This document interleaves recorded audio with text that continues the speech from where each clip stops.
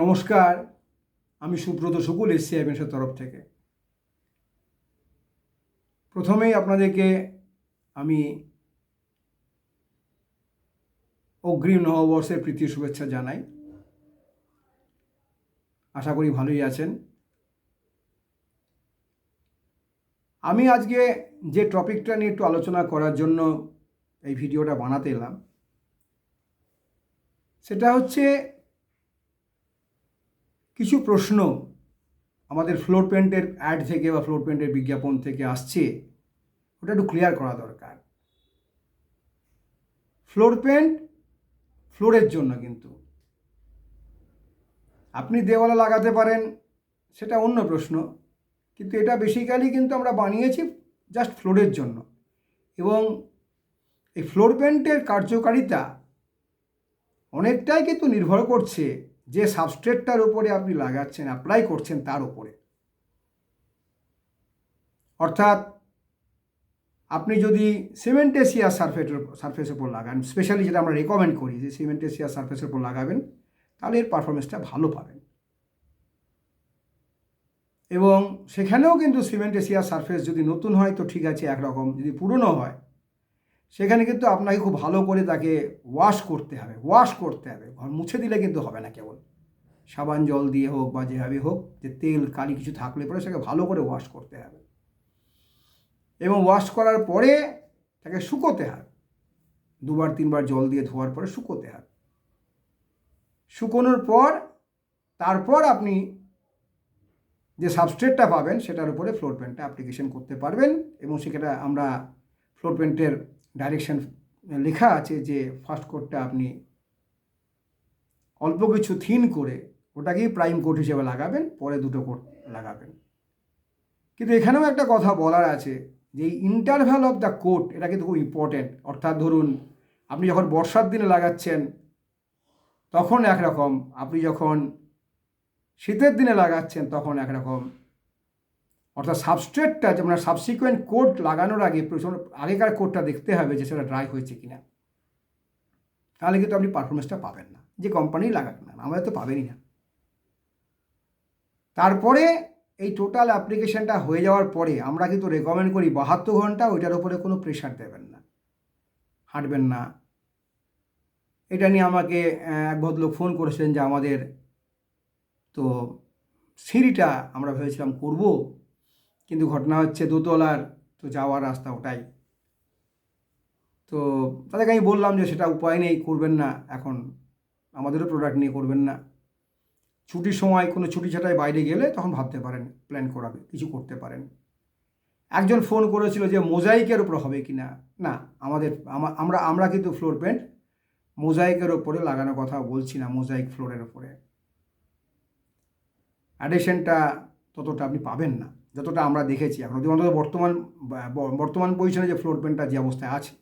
তবে এটা বলার পরে আমরা একটু ডেভেলপ করার চেষ্টা করছি, কোনো ফ্লোর পেন্ট পাওয়া যায় কি না, করা যায় কি না, যেটা মোজাইকের ওপর লাগানো যাবে। সেকেন্ডলি টালির ওপরে লাগাবেন না। এগুলো রাফ সারফেস হলে তবে কিন্তু এই অ্যাপ্লিকেশনটা ভালো পারবেন, স্মুথ সারফেসের ক্ষেত্রে কিন্তু পাবেন না। আর থার্ডলি হচ্ছে যেটা আর একটা খুব ইম্পর্টেন্ট ব্যাপার, সেটা হচ্ছে বারবারই বলছি যে ঘরের দরজা আপনি ফ্লোর পেন্টটা অ্যাপ্লাই করে দিলেন, ঘরের দরজা জানলাগুলো বন্ধ থেকে গেল, তাহলে কিন্তু পরের কোটটা মারার সময় দেখে নেবেন যে আগের কোটটা শুকিয়েছে কিনা, ড্রাই হয়েছে কিনা। ফিল্মটা ড্রাই যদি হয়ে থাকে তবেই আপনি মারবেন। প্রোডাক্ট কত দামি হোক কী দামি হোক, আপনি কিন্তু প্রোডাক্টের অ্যাপ্লিকেশন প্রসিডিওরটা ঠিকঠাক করে মেনটেন করতে হবে। আমরা চেষ্টা করেছি লিখে দেওয়ার, আমরা বলিও বারবার সবাইকে, এবং সেটা কিন্তু মানতে হবে, নাহলে কিন্তু তার পারফরমেন্সটা আপনি পাবেন না। এটাতে ইনিশিয়ালি অনেকে ভাবতে পারেন, কিন্তু আমি তাকে বলবো যে সেটা কিছু করার নেই, এই প্রোডাক্টের এটাই সিস্টেম। নাম্বার 2 হচ্ছে আরেকটা প্রোডাক্ট যেটা আমাদের অ্যাড চলছে, সেটা হচ্ছে রিকন কিচেন স্পেশাল। এই রিকন কিচেন স্পেশালটা বেসিক্যালি আমরা তৈরি করেছি, ফর্মুলেশনটা এমনভাবে তৈরি করা হয়েছে, সেটা হচ্ছে যে রান্নাঘরের সবথেকে বড় সমস্যা তো তেল কালি।